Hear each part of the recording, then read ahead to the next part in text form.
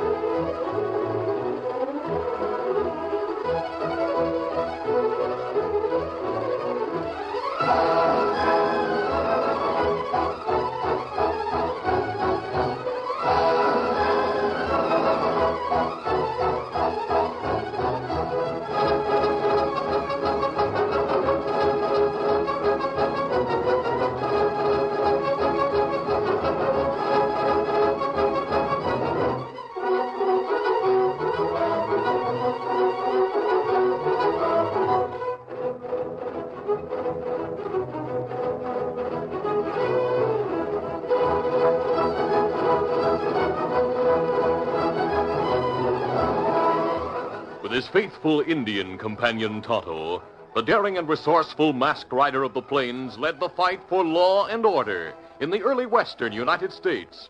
Nowhere in the pages of history can one find a greater champion of justice. Return with us now to those thrilling days of yesteryear. From out of the past come the thundering hoofbeats of the great horse Silver.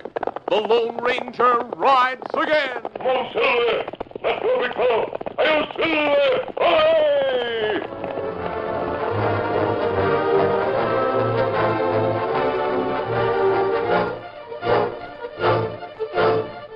When Glenn Dawson started to leave the ranch house, his sister Christine grabbed his arm. Her eyes were pleading as she spoke to him. Glenn. Let go of my arm, Chris. Glenn, please, you promised. You said you wouldn't go to town again. You swore you wouldn't gamble. Now, wait a minute. Who said I was going to gamble?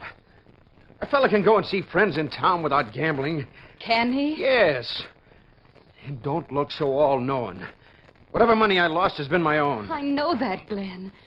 But it was money that Dad left to you. He worked hard to earn that money. And you go and lose it in Judd Weller's gambling hall. Stop it, will you? I don't have to stand here and listen to you go on like this. You're going to listen, Glenn. You're my brother. I'm older than you are, and well, with Mother and Dad gone, I'm responsible for it. I'm over 21. No one would know it, judging by your actions. When Dad passed away, you said you weren't well enough to run the ranch. Well, I wasn't. So Mr. Tyndall was kind enough to give you a responsible position in his bank, merely because he was a friend of Dad's. What would he think if he knew you spent your nights with the worst elements in town, drinking and gambling? It'd be none of his business. And it's none of your business either, Chris. Now, for the last time, get out of my way. Glenn, oh, please. I said get out of my way. Oh, no. And don't stay up waiting for me like you always do. Snooping and preaching and asking questions. I'm getting sick of it. So good night.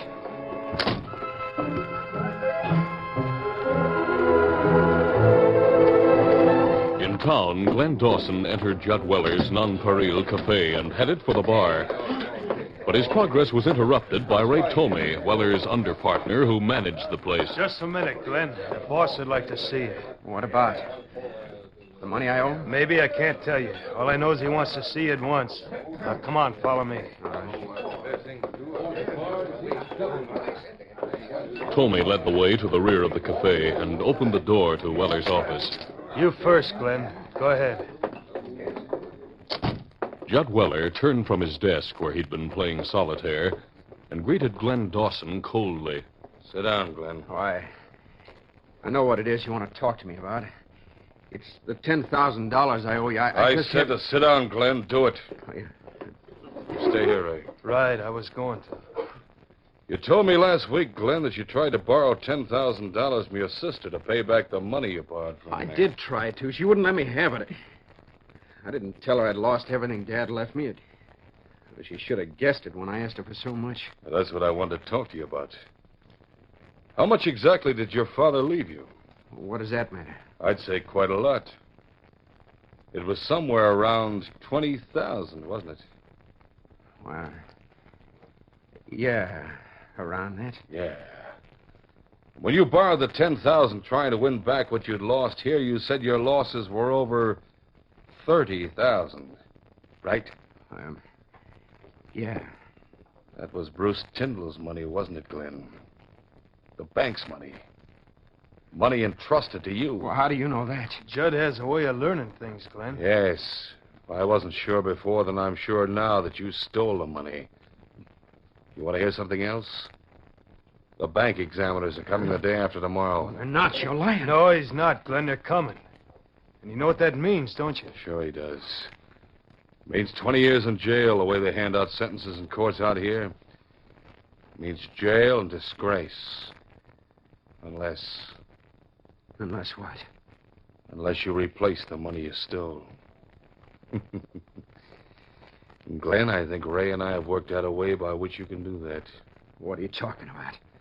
Tomorrow's the end of the month, right? Wells Fargo will deliver the cash as it always does for the ranch and railroad payrolls. We're going to take that money, you, Ray, and I.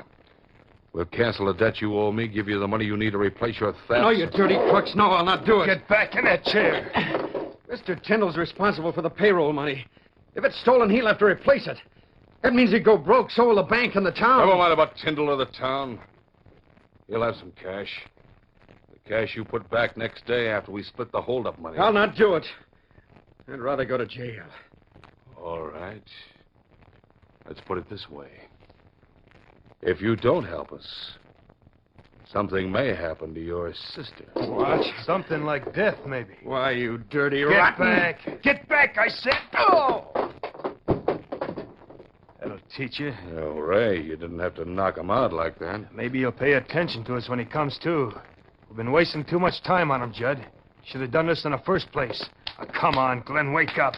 Wake up, I said.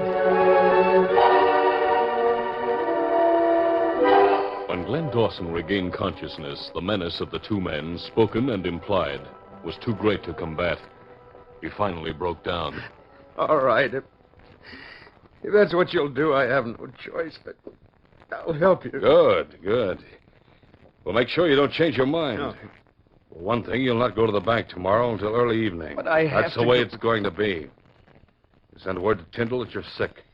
That you come in late and help him. Why? And in case you get any ideas, we'll have you watched every minute. You'll arrange that, Ray? Yeah, Judd, I'll get Bronco to keep an eye on him, so he won't leave the ranch till we're ready for him tomorrow night. Well, that's all then. Oh, Glenn, Ray's riding back to your ranch with you. No, he's not. I'll go alone. I'm going with you, Glenn. I'm going to give you all the details of this job and the part you play in it. I don't stand there. Come on.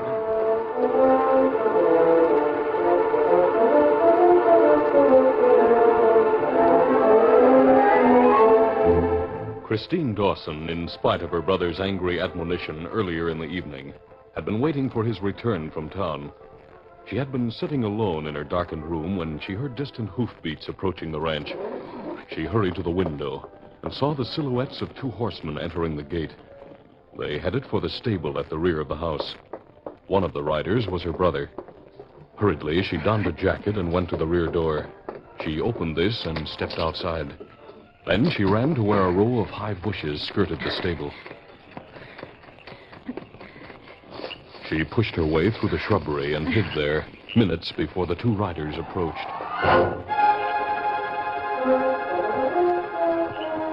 Ray Tomey had outlined the plans for the bank robbery, which he and Judd Weller had planned a long time before.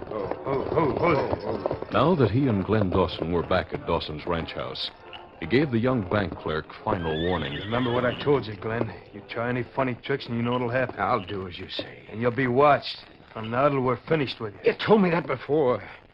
Now go now, will you? My sister might hear us. Sure, I'll go. I'll see you tomorrow night, then. Get up, Blake. Get up. Glenn Dawson stabled his horse and entered the house. A long time after, when she felt that her brother had gone to sleep, a shivering Christine Dawson emerged from the brush where she had overheard the ominous conversation. Her shivers, as she walked slowly back to the ranch house, were not caused by the coldness of the night. Oh, Glenn. Glenn, what is it you've done now? What is it you've done?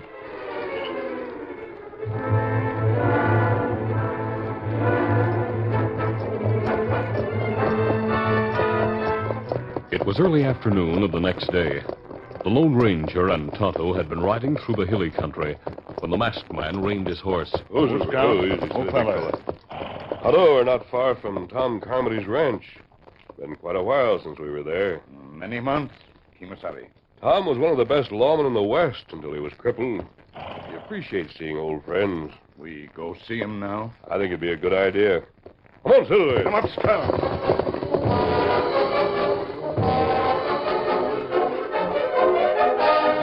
The Lone Ranger and Tonto arrived at Tom Carmody's small ranch house late in the afternoon. Tom, once a renowned sheriff in the territory, had been crippled by bandits' guns and now lived in comparative isolation with only his Mexican handyman, Felipe. When the Lone Ranger and Tonto greeted the old man, his eyes shone in gratitude. You don't know how much this means to me, your coming here. A man can get mighty lonesome. All I have besides Felipe are memories of fighting days. When you visit me, the memories become real again. Sit down and talk with me a while, please. It'll mean a lot to me. The three men sat on the porch talking. A short time later, Felipe emerged from the house. Senor Carmody, you'll excuse me, please. Well, sure, Felipe. Well, what's on your mind? Miss Dawson, senor. She come in by the rear door and waits to see you inside. You see her, maybe? Well, yes, but... Felipe, is it something important she wants to see me about? Si, I believe so. She's much agitated. Well, that's strange. Tell her I'll be right there. Si, Senor Carmody. I don't know what the girl wants me for, but I'd better find out. Excuse me a few minutes, will you? Yes, we'll wait, Tom. Take as long as you wish. Oh, it sure hurts moving around. I'll be back as soon as I see the girl.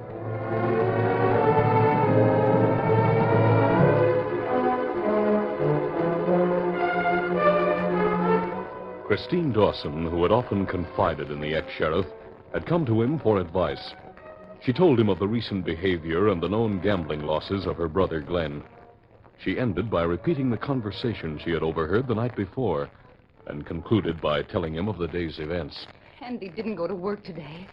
He's pacing the floor very upset. Mr. Carmody, something's wrong with Glenn. Something terribly wrong. Yeah, it sure sounds that way.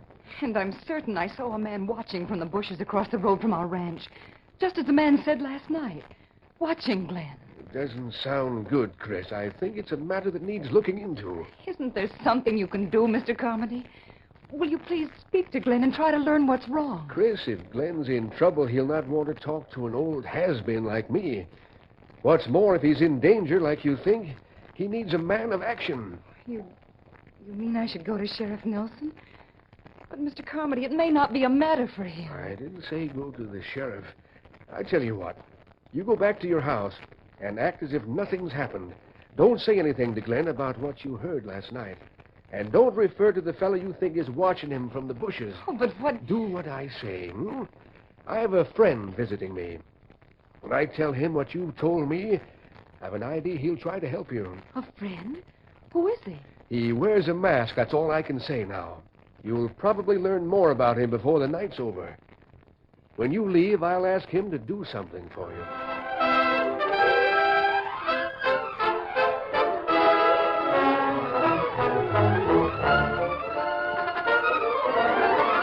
The curtain falls on the first act of our Lone Ranger adventure. Before the next exciting scenes, please permit us to pause for just a few moments.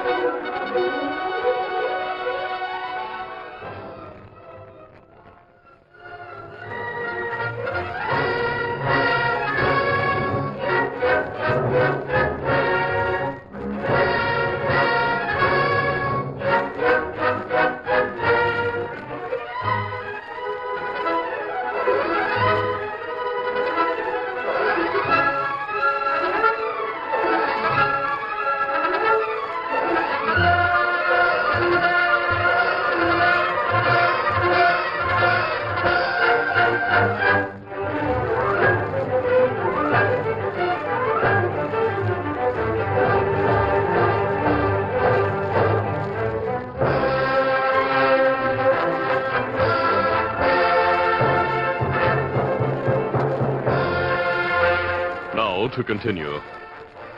Tom Carmody felt the Lone Ranger would want to assist the girl because there was much in her story that indicated danger. And he was right. When the masked man heard what Carmody repeated to him, he and Tonto mounted their horses. After receiving directions to the Dawson Ranch, they prepared to leave. Now, Tom, we'll see if someone's spying on Glenn Dawson. If there is, we'll learn the reason for it. Then perhaps I'll find a way to learn what's troubling the boy. You're the one can do it. And thanks a lot. First for dropping in to see me, and now for doing this. So long now. Adios, Tom. Adios. We'll see you soon again. Monsieur! Come up, Tom.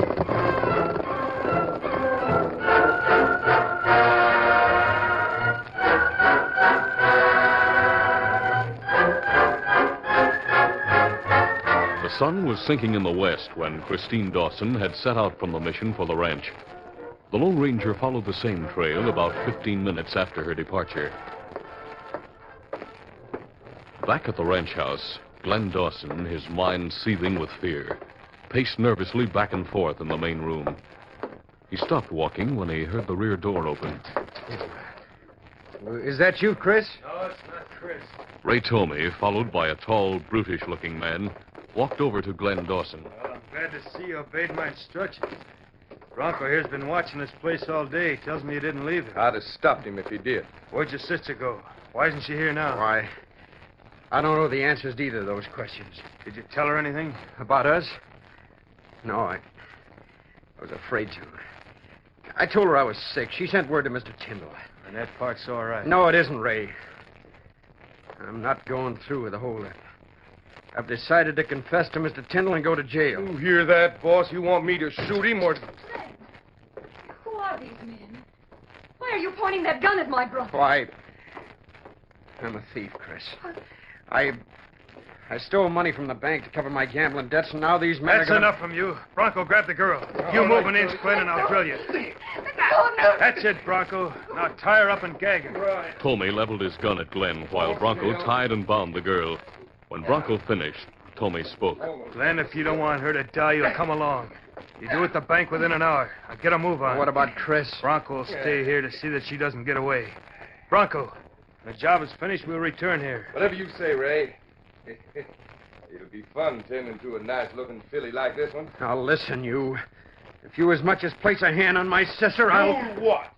You'll what? Cut it, Bronco. I have him covered. Go out that back door, Glenn. Move pronto. Any streak of resistance in Glenn gave away as Tomey prodded him with a gun towards the rear door. He stopped for a moment to gaze entreatingly at his sister, but Tomey pushed him. Open the door. Be quick about it. You go on ahead, Glenn.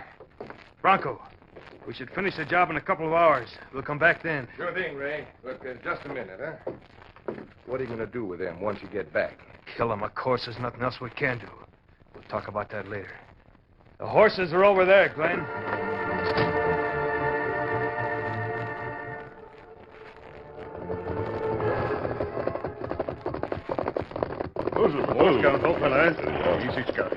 A few minutes after Tomey and Glenn had set off for town, the Lone Ranger and Tonto rode up to the entrance to the Dawson Ranch. They looked through the brush for some sign of a man who might be watching the house, as Christine had reported. But a thorough search revealed no one. If there was anyone here, Tonto, he's gone. Else he's moved to another spot. And what we do, Kimasabi? Carmody suggested direct action. That's what we'll take. I'll go into the house and see if it's possible to talk to Glenn Dawson. Me go with you? Only as far as the front door. You remain outside and keep your eyes open. But we'll look through that front window near the door first and see what's going on inside.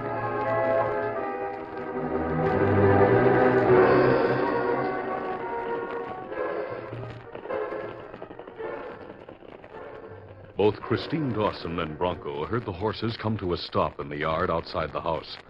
A few seconds later, there was a knock on the door. Bronco, troubled, took out his gun and stood to the side of the door as the rapping continued. He saw Christine's eyes move to the window and open wide in terror. His gaze followed hers. Then he saw what she had seen, a face at the window, an Indian. Redskin. Hey, what is this? Bronco drew his gun and fired. The face disappeared before the bullet crashed through the window. Then the rapping on the front door continued once more. Get away from that door, Injun. Get away or I'll blast through it. Cautiously, he walked to the door, his gun ready to fire. He did not hear the rear door open, nor did he see the masked man who entered the room through the door. All right, you drop that gun. Hey, what the... No! Too late. No, my arm! I'll pick up your gun. There. No.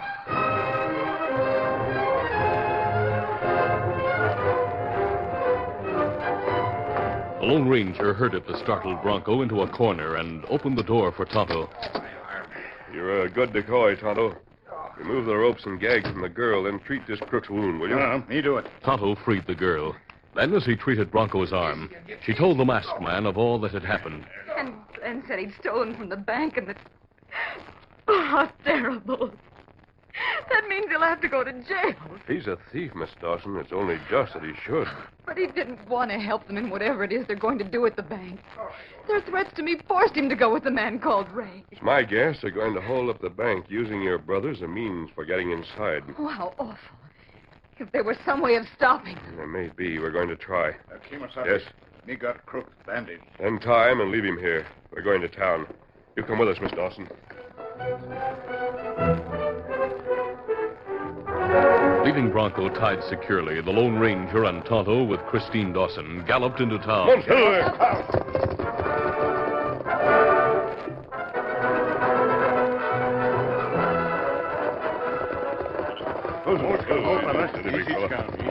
It was dark when they arrived there.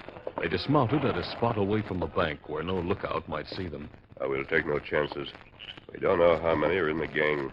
Oh, Miss Dawson. Yes? Todd and I are going to the bank. We'll approach from opposite directions as we did at the ranch. I do hope you're in time. So do I. I know the answer to everything very shortly. What do you want me to do? If you hear shots or disturbance of any kind from the bank, then go to the sheriff. You ready, Tonto?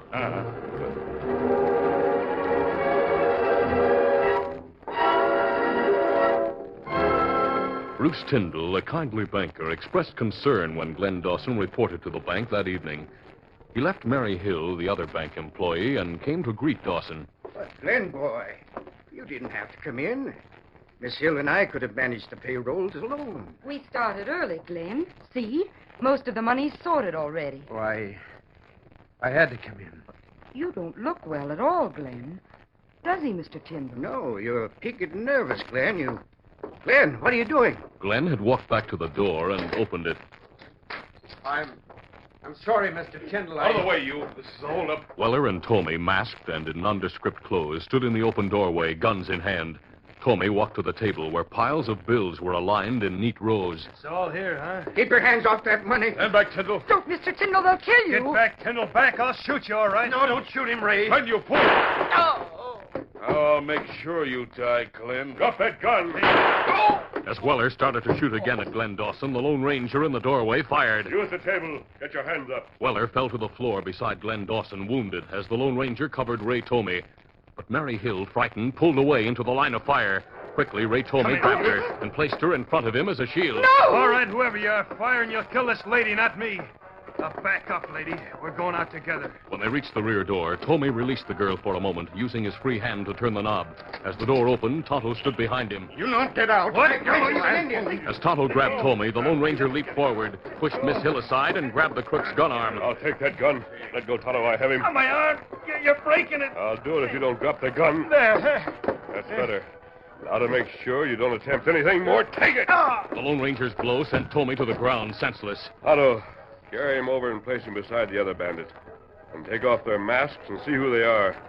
I'm going to look at Dawson. Tonto carried the unconscious Tomey and laid him beside the wounded Weller, as the Lone Ranger knelt beside Glenn Dawson and treated his wound. This isn't bad. You'll be all right, Dawson. I'm glad. Glenn saved my life when he stopped that bandit from shooting me. Kimasabi. Yes. Handkerchiefs off faces. Mary Hill gasped as she saw the bandits unmasked. Judd Weller and Ray Tomey. Mr. Tyndall, you know who they are. So does Glenn Dawson. To his sorrow, I'm sure.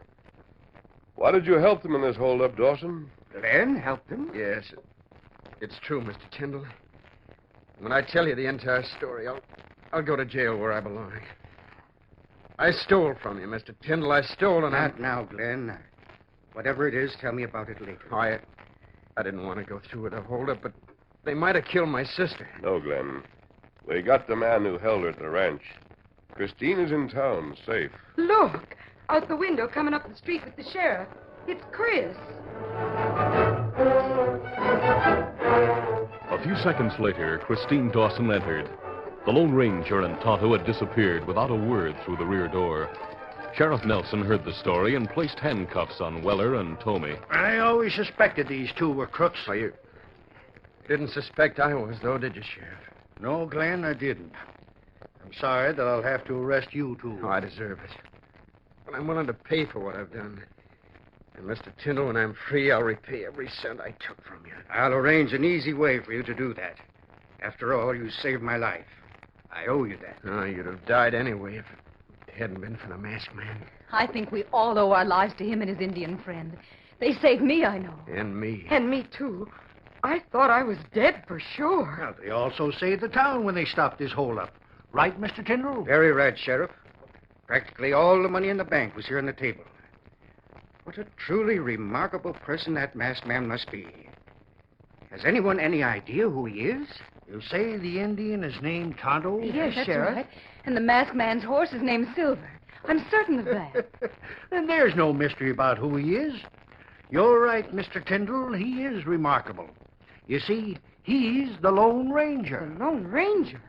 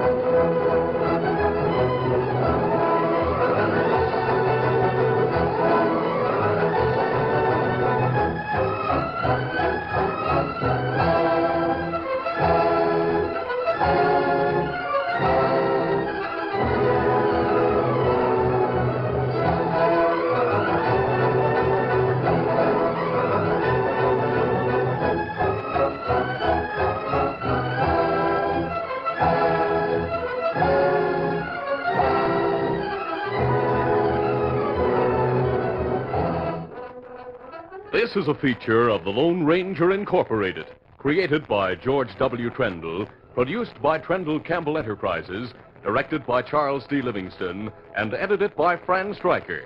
The part of the Lone Ranger is played by Grace Beamer.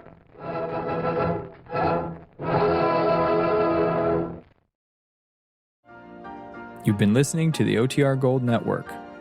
Find more classic radio at otrgold.com.